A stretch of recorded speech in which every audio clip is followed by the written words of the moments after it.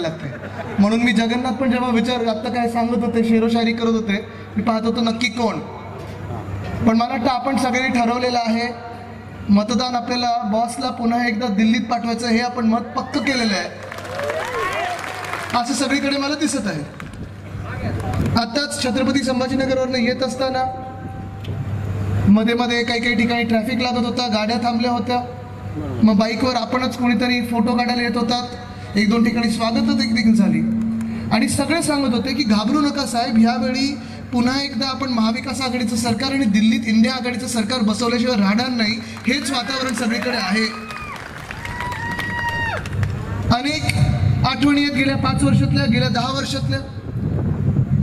मला वाटतं 2019ला असंच मी इथे आलो होतो आणि तेव्हा देखील असेच ढग येत होते, वारा सुटला होता आणि पाऊस पडेल की नाही, पाऊस पडेल की नाही ह्याची सगळ्यांना चिंता होती. आणि मी हीच प्रार्थना केलेली की सभा संपू द्या आणि त्यानंतर धो पाऊस पडला. ते पावसाळ्याचे दिवस होते.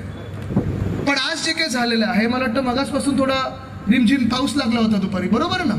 अवकाळी पाऊस होता, अवकाळी. थोडं नुकसान सगळ्यांचं झालेलं आहे. आणि मला तुम्ही सांगा, योगायोग आहे की याच्यात काही जोडलेलं आहे की सकाळी भाजपची सभा परभणीत झाली आणि आज नेमकं नुकसान करणारा अवकाळी पाऊस पण ह्याच मतदारसंघात पडलेला आहे. हा काही योगायोग आहे की खरोखर हे जोडलेलं आहे? नुकसान आणि भाजप सगळीकडे जातात, तिथे एकत्रच जातात. कारण गेल्या 10 वर्ष काय मी ऐकून नाही आलं काय? हे मी नाही बोललो, तुम्ही बोलताय. ठीक आहे, पण आपल्या सभेत बोलल्यानंतर ईडी आयटी सीबीआय कोणाच्या घरी पाठवणार नाही, निश्चिंत राहा तुम्ही. आणि गळ्यात भगवा असेल किंवा तुतारी असेल, मशाल असेल हातात, तर कोणी तुमच्या घरी येण्याची हिंमत पण नाही करणार. पूर्ण महाराष्ट्रात एक जे वातावरण पाहत आहे मी, पवार साहेब स्वतः आपण पाहतात प्रत्येक ठिकाणी जाण्याचा प्रयत्न करत आहेत, प्रचार जोरात सुरू आहे, उद्धव साहेब देखील फिरत आहेत, आम्ही सगळेच कार्यकर्ते म्हणून फिरत आहोत. आणि प्रचार सभेत प्रत्येक ठिकाणी दुपारची सभा असो, संध्याकाळची सभा असो, उष्णता कितीही असो, काल पण मी पाहत होतो शिर्डीमध्ये होतं साधारणपणे 43 डिग्री दुपारचं ऊन होतं चढलेलं आणि सभा पॅक होती, कोणी हल्लं नाही. सगळे आपल्या उमेदवारासाठी, सगळी मशालीसाठी तिथे एकत्र होते. संध्याकाळी नगरमध्ये होतो, तिथे तर तुफान गर्दी झाली, अक्षरशः टोक दिसेना एवढी गर्दी होती. आणि ही गर्दी काही भाड्याने आणलेली लोक नव्हती, ही गर्दी बाजूच्या राज्यातून आणलेली लोक नव्हती, ही गर्दी धमकून आणलेली लोक नव्हती, ही प्रेमामुळे सगळे एकत्र आलेली लोक होती. आणि ते प्रेम काही आमच्यावरच नाही तर ह्या महाराष्ट्रावर असलेलं प्रेम सगळे एकत्र येताना आज मी पाहत आहे. ही निवडणूक फार वेगळी निवडणूक आहे. 2014च्या निवडणुकीत मी प्रचार केलाय, 2019च्या निवडणुकीत प्रचार केलाय. कोणाची तरी लाट होती त्यावेळी, एक चेहरा चालत होता, एक नाव चालत होतं, खूप अपेक्षा होत्या त्या नावाकडून, खूप अपेक्षा होत्या एका पक्षाकडून, भाजपकडून. सगळ्यांना वाटत होतं की अच्छे दिन आने वाले है, चांगलं काहीतरी देशात घडवू आपण. आम्हाला पण वाटत होतं, शिवसेना म्हणून आम्हाला वाटत होतं की आपण आता झालं ते बस झालं, काहीतरी परिवर्तन आणायचं आहे, देश बदलायचा आहे, चांगले दिवस आपल्याला प्रत्येक व्यक्तीसाठी आणायचे आहेत आणि त्या व्यक्तीसाठी, त्या लोकांसाठी, त्या जनतेसाठी आपल्याला आपलं केंद्रात सरकार बसवायचं आहे. पण 2014 नंतर जी भाजपा सत्तेत बसली ती एवढं भयानक चित्र आणि रूप घेऊन बसली की असं वाटायला लागलं की हा देशहिताचा निर्णय होता की काय भलताच निर्णय झाला. ठीक आहे, 5 वर्ष कसं बसं राज्य आपण पाहिलं, हुकुमशाही वाढत चाललेली, सगळीकडे जी काही पकडताना घ्यायची होती ती घेत चाललेले, निवडणुका मागे निवडणुका जिंकत चाललेले, राज्य मागे राज्य जिंकत चाललेले. मग महाराष्ट्र असेल, उत्तर प्रदेश असेल, बिहार असेल, गुजरात असेल, अनेक राज्य त्यांनी जिंकली. बहुमत त्यांच्या हातात आलं आणि बहुमत म्हणजे असं बहुमत त्यांच्या हातात आलं की देशात काही करू शकतात. 2019ची निवडणूक आपण ठरवलं होतं, पक्क ठरवलं होतं की आपण वेगळं लढायचं. तरी देखील चला नॅचरल अलायन्स आपण एकत्र आलो पाहिजे. जुन्या आठवणी होत्या, वाजपेयी साहेबांची भाजपा होती, आपली शिवसेना होती, जसं आपले जुने दिवस होते ते आठवून, त्याची आठवण करून देऊन उद्धव साहेबांनी निर्णय घेतला होता की चला आपण पुन्हा एकदा यांना पाठिंबा देऊया.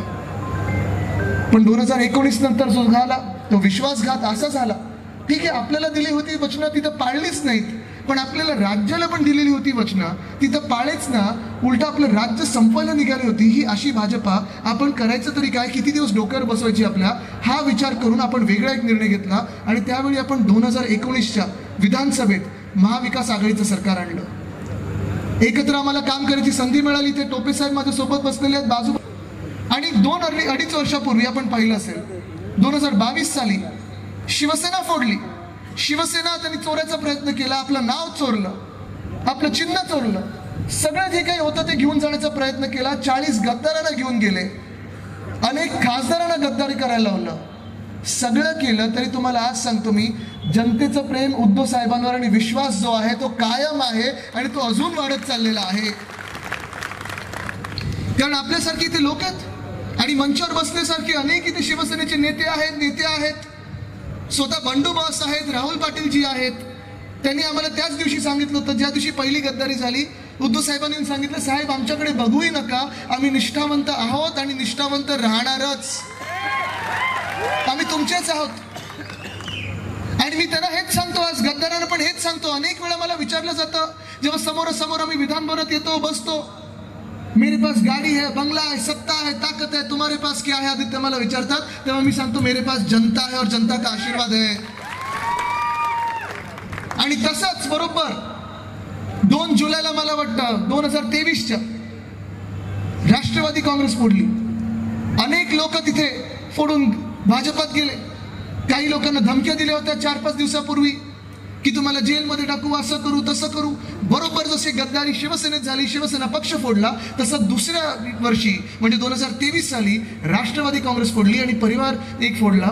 त्याचा परिणाम असा झाला, आपण पाहताय अजून तिथे त्यांना वाटलं मजबूत सरकार बनेल. म्हणजे 2022 मध्ये जी गद्दारी यांनी करून घेतली, जे खोके सगळीकडे आपण ऐकत असतो, एक घोषणा पुन्हा एकदा सगळीकडे दिसते. अमेरिकेत गेलो तिथे पण मी ऐकलं 50 खोके. म्हणजे त्यांनी मला विचारलं की परिस्थिती कशी आहे महाराष्ट्रात. मी त्यांना बोललो, तुम्हाला माहिती आहे 2022 मध्ये, मी त्यांना इंग्लिशमध्ये सांगत होतो, इंग्रजीत सांगत होतो, 2022 मध्ये आमचा पक्ष पडला. ते बोलले येस वी नो, 50 खोके, त्यांच्या भाषेत बोलले ते. म्हणजे तिथपर्यंत आपली जी काही सत्य परिस्थिती ती पोचलेली आहे. पण आज आपण पाहताय मंचावर फौजिया खान तर इथे बसलेले आहेत, टोपे साहेब इथे बसलेले आहेत, आम्ही आजूबाजूला बसलो असतो विधान भवनात. आणि हे जे सरकार चाललेलं आहे, आम्हाला वाटलं चला शिवसेना फोडून तुम्हाला मतं मिळत नाहीत, राष्ट्रवादी काँग्रेस फोडली तुम्ही, तरी तुम्हाला जी काही पॉप्युलॅरिटी, जे काही तुम्हाला लोकांनी मान्य करून घेतलं पाहिजे, आपलं म्हणून समजलं पाहिजे, असं तर नाहीच. आता त्यांनी 2024 साली काँग्रेस फोडण्याचा प्रयत्न केला. म्हणजे आपल्या राज्यात नक्की किती पक्ष फोडणार, किती आमदार फोडणार, किती खासदार फोडणार, किती नगरसेवक फोडणार, किती पदाधिकारी फोडणार, हे तोडफोडचं राजकारण, चिखलफेकीचं राजकारण. ठीक आहे, कमळाला चिखलच लागतं, पण किती एखाद्या राज्यात चिखल निर्माण करायचा हे आपण आता ठरवायचं आहे. आपण आता विचार करायचा आहे की हे राजकारण किती आपण सहन करायचं आहे. एका बाजूला हे तोडफोडीचं राजकारण, एका बाजूला खोक्याचं राजकारण, एका बाजूला धोक्याचं राजकारण, धमकवलं जातं जॉईन और जेल. आज आपण पाहतो दिल्लीमधली आज बातमी आलेली आहे की अरविंद केजरीवाल साहेब तिथे मुख्यमंत्री आहेत दिल्लीचे, 3ऱ्यांदा ते मुख्यमंत्री झालेले आहेत आणि त्यांना जेलमध्ये डायबिटीज असून पण इन्सुलिन दिलं जात नाहीये, डॉक्टरना भेटू दिलं जात नाहीये. ही अशी परिस्थिती आपल्या देशावर येईल हा विचार आपण कधी केला होता का? भयानक प्रकारची हुकुमशाही, ठोकशाही आपल्या देशातील, आपल्या राज्यातील, हा विचार पण करू शकलो नव्हतो. तसंच झारखंडमध्ये आपण पाहतोय हेमंत सोरेन साहेबांना देखील अटक केलेली आहे, तिथे तेजस्वी यादवनं धाड पाडलेली आहे. अनेक ठिकाणी असं सगळं चालू असताना राजकारण, आज देश पाहत आहे की महाराष्ट्र काय करणार, महाराष्ट्र कुठचा निर्णय घेणार.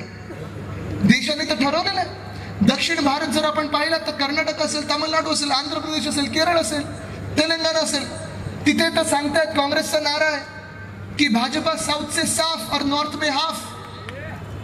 साऊथ से साफ आणि नॉर्थ में हाफ हा नारा एवढ्यासाठीच दिलेला आहे कारण दक्षिण भारताने तर दरवाजे भाजपासाठी बंद केलेले आहेत. आता उत्तर भारताकडे सगळे बघत आहेत. आणि काल जे मतदान झालंय, आपल्याला आश्चर्य वाटेल, भाजपची जी परिस्थिती आहे ती एवढी चांगली नाहीये. मी आपल्याला परत एकदा सांगतो, 2014ची निवडणूक एक आशावादी निवडणूक होती. 2019ची निवडणूक आपल्याला वाटलं होतं की चला नवीन काहीतरी आपण घडवत आहोत, देश वेगळा बदलत आहे, मेरा देश बदल रहा है, हे आपल्याला पण वाटलं होतं. एका व्यक्तीला आपण 5 वर्ष दिलेत, पुन्हा एकदा आपण 5 वर्ष देऊया आणि पाहूया ते 15 लाख आपल्या खात्यात येतील तरी कधीतरी. पण आज 10 वर्ष होऊन गेल्यात. तुम्ही मला सांगा 15 लाख तुमच्या खात्यात आलेत का? कोणाच्या आलेत? कोणाकडे मागे कोणाकडे आलेत का? हात वरती करून दाखवा जरा. आलेत? नाही आलेत. त्यावेळी आपल्याला सांगितलं होतं, जसं आता टोपे साहेबांनी आपल्याला आठवण करून दिली, बहुत हुई महंगाई की मार. जीडीपी ज्याला आपण म्हणतो, अर्थतज्ञांचा जीडीपी वेगळा, पण आपल्या सामान्य नागरिकांचा जो जीडीपी असतो, सामान्य माणसाचा जीडीपी असतो, गॅस, डिझेल, पेट्रोल, आपल्याला वाटलं होतं की जेव्हा युपीचं सरकार अर्ध्या रुपयानी गॅसची किंमत वाढवायची, 1 रुपयानी पेट्रोल वाढवायचं, आपण सगळे भाजपच्या मागे लागून चला आज भारत बंद करूया, आज महाराष्ट्र बंद करूया, आज आपण आंदोलन करूया. आपण लाठीखाटे शिवसैनिक रस्त्यावर खायचो. भाजपवाले मस्त पहिलं जेल भरू आंदोलन करून डब्यात जाऊन बसायचे की फोटो त्यांचे यायचे. पण आज तसं जेव्हा आपल्याला तेव्हा फसवलं होतं, आज देशाला ते फसवत आहे. बेईमानी जी होते ती देशासोबत होत आहे, जी गद्दारी होत आहे ती देशाबरोबर होत आहे. आज नारा आपण पाहिला असेल तर गॅस, डिझेल, पेट्रोल महागाई याच्यावर कोणी चर्चाच करत नाही भाजपकडून. मला तुम्ही सांगा, गॅसची किंमत 2014 मध्ये किती होती? 400 पार होती ना तेव्हा, म्हणजे 400च्या आसपास होती. आता किती आहे? 1200. म्हणजे गॅस वरती गेला की खालती गेलाय? डिझेल कितीला होता? आज कितीला आहे? पेट्रोल 110 रुपये. आज कितीला आहे? आता कदाचित निवडणूक आल्यानंतर कमी जास्ती करत असतात, पण 5 वर्ष जेव्हा त्यांचं सरकार होतं, बहुमताचं सरकार होतं, आपल्याला जी स्वप्न दाखवली होती की आपल्याला प्रत्येक शेतकऱ्याचं उत्पन्न दुप्पट होणार, काला धन वापिस आहे का, प्रत्येकाच्या खात्यात 15 लाख रुपये येतील, जो शेतकरी ज्याचं नुकसान होईल त्याला आम्ही नुकसान भरपाई देऊ, PM किसान योजना, पीक विमा योजना, हे सगळं जे काही होतं हे कधी तुमच्या हातात आणि खात्यात आलंय का? आलं असेल तर कोणीतरी इथे येऊन उभं राहून सांगावे, त्याचा सत्कार करीत, जाहीर सत्कार करीत. आलंय कोणाकडे? आलंय नाही? काय आलं? 12 रुपये. पलीकडे कुठेतरी 2 रुपयाचा चेक आला होता कोणाकडे, आणि त्यांनी पत्र पण लिहिलं होतं की आम्हाला Z+ सुरक्षा द्या, कारण एवढा मोठा चेक तुम्ही आम्हाला दिलेला आहे. ते पत्र अनिल देशमुख साहेबांनी विधान भवनात वाचून दाखवलं. पण आज ही परिस्थिती ह्या महाराष्ट्रावर आलेली आहे. आपण पाहत असाल की अक्षरशः थट्टा ओळखत होतं. आपण बोलत असतो की पीक मालाला भाव नाही, ह्याला भाव नाही, त्याला भाव नाही. आज मुळात आपल्या राज्याला हे लोक भाव देत आहेत का? भाजप म्हणून भाव देत आहे का? हा विचार तुम्ही करायचा. ही निवडणूक साधी सुधी नाही आहे. ही निवडणूक तुमचं भविष्य हे ठरवणारी निवडणूक आहे. ही निवडणूक देश कुठच्या दिशेने जाणार आहे हे ठरवणारी निवडणूक आहे.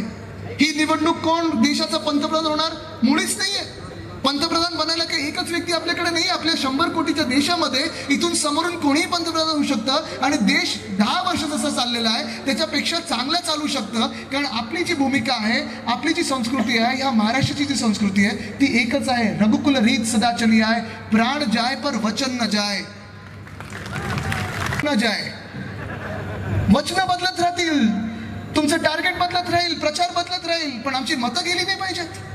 गेल्या 10 वर्षामध्ये जी स्वप्न आपल्याला दाखवली गेली होती, आपल्याला वाटलं होतं या देशात स्मार्ट सिटी 100 बनतील, आपल्याला वाटलं होतं की या देशामध्ये प्रत्येक शेतकऱ्याचं उत्पन्न दुप्पट होईल, प्रत्येकाला घराला आपल्याला वरती छत मिळेल, प्रधानमंत्री आवास योजनेतून सगळ्यांना घरं मिळतील. मला तुम्ही सांगा, या जिल्ह्यामध्ये, या परभणीमध्ये कोणाला प्रधानमंत्री आवास योजनेतून घरं मिळालेत का? मिळाले तिथे शेतकरी बांधव किती आले? जरा हात वरती करून दाखव. सगळे आहेत ना तुम्ही? कोणाचं उत्पन्न दुप्पट झालं नाही? आणि मग काय दादा? GST 10 रुपये राईस प्लेटला. भाजप 2024 ला येत नाही, ठरवलं ना तुम्ही पक्का? जरा सांगा तिथे.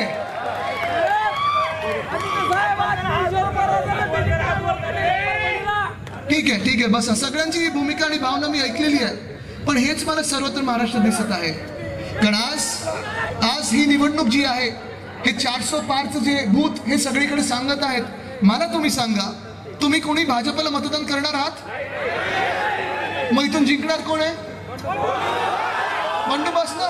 असंच प्रत्येक आपल्या मतदारसंघामध्ये, महाराष्ट्रभरात 48 मतदारसंघामध्ये महाविकास आघाडीचेच उमेदवार जिंकून येणार, हे महाराष्ट्रानेच ठरवलेलं आहे. पण हे जर ठरवलं असेल तर तुम्ही मला सांगा, दिल्लीत आज आपण परिस्थिती पाहतोय. अरविंद केजरीवालला 8 टाकल्यानंतर 7च्या 7 सीट्स त्यांच्या कामामुळे आप आणि काँग्रेस जिंकणार आहे. झारखंड मुक्ती मोर्चा तिथे आणि काँग्रेसची जी युती आहे ती झारखंडमध्ये सगळ्या सीट जिंकणार आहे. पंजाबमध्ये जर जसं मी सांगितलं तिथे आप जिंकणार आहे. अनेक राज्य असेल, ममता दीदी तिथे लढत आहेत, स्वतः बेंगॉल टायग्रेस म्हणून लढत आहेत, तिकडे ते लढत असताना त्यांच्या जास्तीत जास्त सीट येणार आहेत. आपण पाहतोय बिहारमध्ये माझ्याच वयाचे तेजस्वी यादव एक योद्धा म्हणून लढत आहेत, तिथे पण त्यांच्यासोबत पण गद्दारी झाली होती. मग असं सगळं जर चित्र असेल तर तुमच्या मनावर जे सांगितलं जात आहे की तुमचं मत भाजपला द्या नाही तर फुकट जाईल, कारण आमचे तर 400 येणार आहेत. तुम्ही मला सांगा, भाजपचे 400 सोडा, 300 सोडा, 200 तरी कुठून येणार आहेत? ते चंद्रावर ना बोला परत. अब की बार भाजपा, अब की बार भाजपा, अब की बार भाजपा. आता मला तुम्ही सांगा, मग हे 400 त्यांना सीट्स ते भूत सगळीकडे पसरवत आहेत, ते कशासाठी पसरवत आहेत?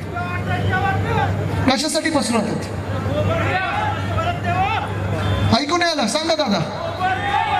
कारण एकच आहे, त्यांना 400 सीट एवढ्यासाठीच पाहिजेत कारण 10 वर्ष इकडचे सगळे जे आपले लोक बसलेत, तुम्ही सगळे बसलेत, आपण जे त्यांना करू दिलं नाही, संविधानाला हात लावू दिला नाही, ते संविधान त्या भाजपाला बदलायचं आहे. तुम्ही हा विचार करा. भाजपा जी आहे ती महाराष्ट्र विरोधी आहे. भाजपा जी आहे ती आंबेडकर विरोधी आहे. डॉक्टर बाबासाहेब आंबेडकरांनी जे संविधान आपल्याला लिहून दिलेलं आहे, आपला धर्म तोच संविधानाचा. आपला धर्म म्हणजे संविधान, आपली जात म्हणजे संविधान, आपली ओळख म्हणजे संविधान. आपल्या देशाची जात पात धर्म जर आपण पाहिला तर संविधान असेल, त्या संविधानात आपण सगळे येतो. आपले हक्क येतात, आपले अधिकार येतात, आपली कर्तव्य येतात. त्या संविधानाला त्यांना हात लावायचा आहे. त्यांना डॉक्टर बाबासाहेब आंबेडकरांचं संविधान नको आहे. भाजपाला भाजपाने लिहिलेलं संविधान पाहिजे. म्हणजे त्यांचीच लोक तिथे सत्तास्थळी बसतील, त्यांच्याच लोकांना कॉलेजमध्ये ऍडमिशन मिळतील, त्यांच्याच लोकांना जी काही सरकारी योजना असतात तीच पोचतील त्यांच्या घरापर्यंत. तुमच्या आमच्यासारख्या लोकांपर्यंत, जनतेपर्यंत काही पोचणार नाही. हे मान्य आहे तुम्हाला? आपण सर्व आंबेडकर प्रेमी जनता आहोत की नाही?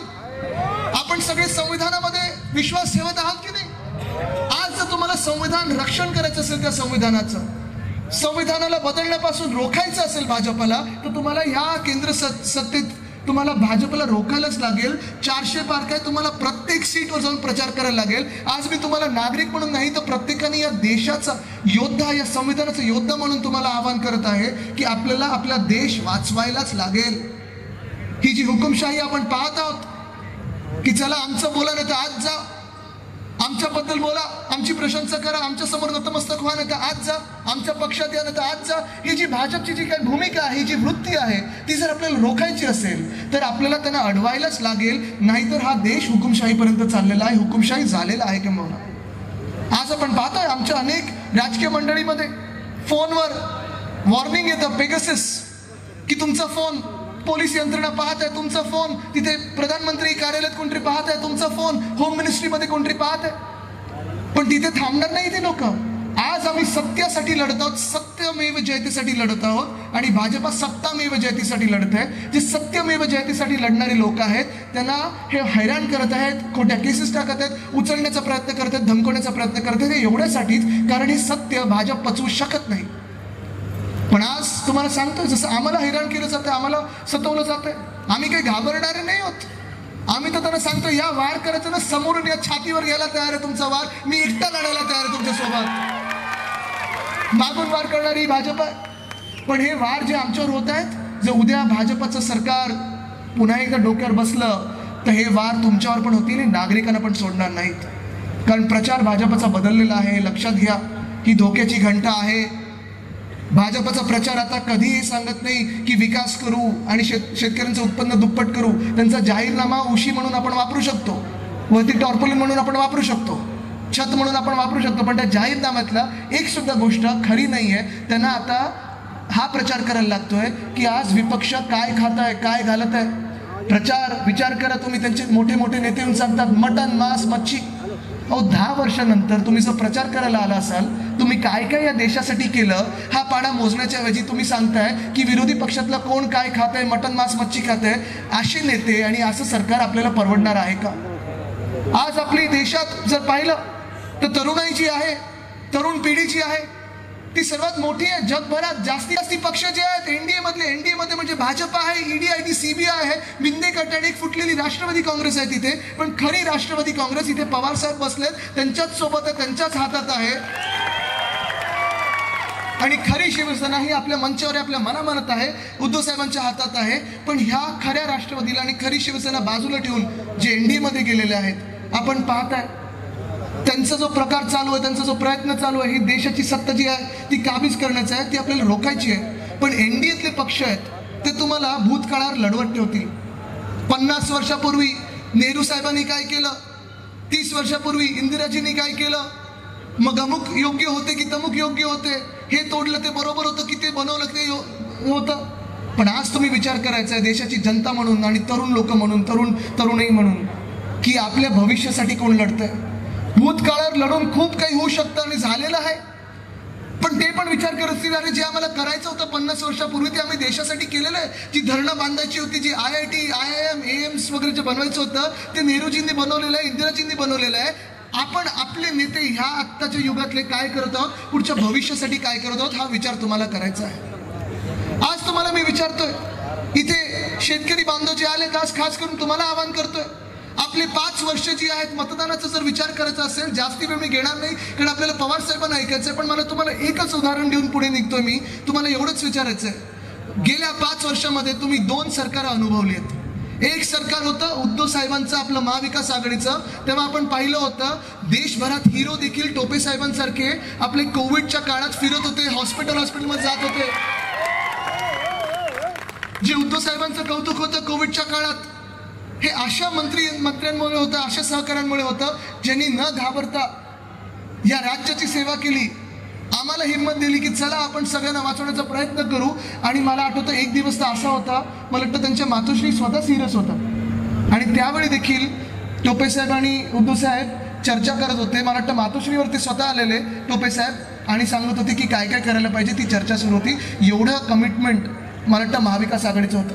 पण आज शेतकरी बांधवांना विचारत आहे, आपल्या महाविकास आघाडीच्या काळात उद्धव साहेबांनी जे वचन दिलं होतं ते वचन एवढंच होतं की मी माझ्या शेतकऱ्यांना कर्जमुक्त करीन.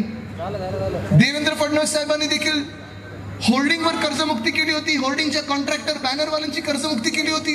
पण खरोखर कर्जमुक्ती देवेंद्र फडणवीस साहेबांची कधी झाली होती? तुमची केली होती त्यांनी? किती दाखले द्यायला लागायचे हो तुम्हाला? ह्याला घेऊन जा, पुतण्याला घेऊन जा, नातवाला घेऊन जा, पंटूला घेऊन जा, आजोबांना घेऊन जा, हे सगळं चालायचं ना. आणि मग उद्धव साहेबांनी 2020 साली जी कर्जमुक्ती जाहीर केली, 2 लाखापर्यंत ज्यांची कर्ज होती ती कर्ज पण माफ केली, मुक्त केली. झाली होती की नव्हती झाली होती? आणि ती एका बोटावर केली होती. तेच बोट तुम्हाला आता मतदानाला वापरायचं आहे, कारण जिंकून द्यायचंय ते उद्धव साहेबांच्या विचाराच्या व्यक्तीला, म्हणजे बंडू बॉसना, जो ह्या मतदारसंघाशी, महाराष्ट्राशी, उद्धव साहेबांशी कधी गद्दारी करणार नाही. आपल्याला आठवत असेल काय तारीख बोलतो, मतदानाची बोलतो मी, बोला दादा.